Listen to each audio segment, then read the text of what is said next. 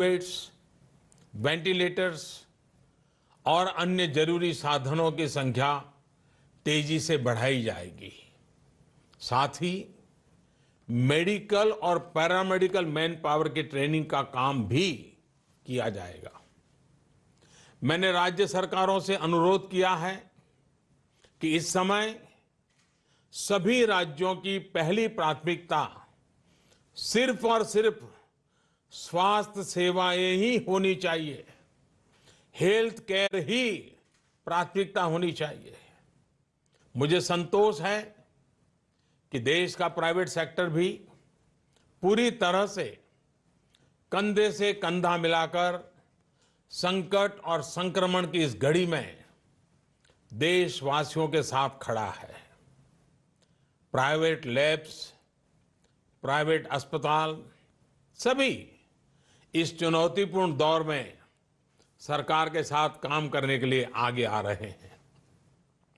लेकिन साथियों, ये भी ध्यान रखिए कि ऐसे समय में जाने अनजाने कई बार अफवाहें भी बहुत जोर पकड़ती है और अफवाहों की ट्रैवल करने की ताकत भी बहुत होती है। मेरा आपसे आग्रह है कि किसी भी तरह की अफवाह और अंधविश्वास से बचें। आपके द्वारा केंद्र सरकार, राज्य सरकार और मेडिकल फ्रेटर्निटी द्वारा दिए गए निर्देश और सुझावों का पालन करना बहुत जरूरी है। मेरी आपसे प्रार्थना है कि इस बीमारी के लक्षणों के दौरान बिना डॉक्टरों की सलाह के कोई भी दवा न लें। किसी भी तरह का खिलवाड़ आपके जीवन को और खतरे में डाल सकता है। साथियों, मुझे विश्वास है हर भारतीय संकट की इस घड़ी में सरकार के, स्थानीय प्रशासन के निर्देशों का पालन करेगा।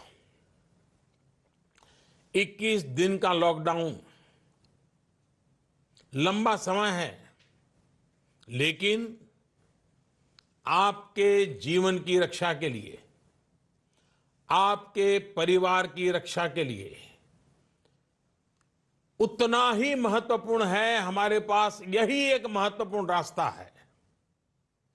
मुझे विश्वास है हर हिंदुस्तानी इस संकट का न सिर्फ सफलता से मुकाबला करेगा, बल्कि इस मुश्किल घड़ी से विजयी होकर निकलेगा।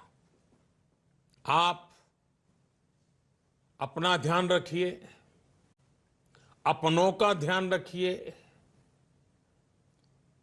और आत्मविश्वास के साथ कानून नियमों का पालन करते हुए, पूरी तरह संयम बरतते हुए विजय का संकल्प करके हम सब इन बंधनों को स्वीकार करें।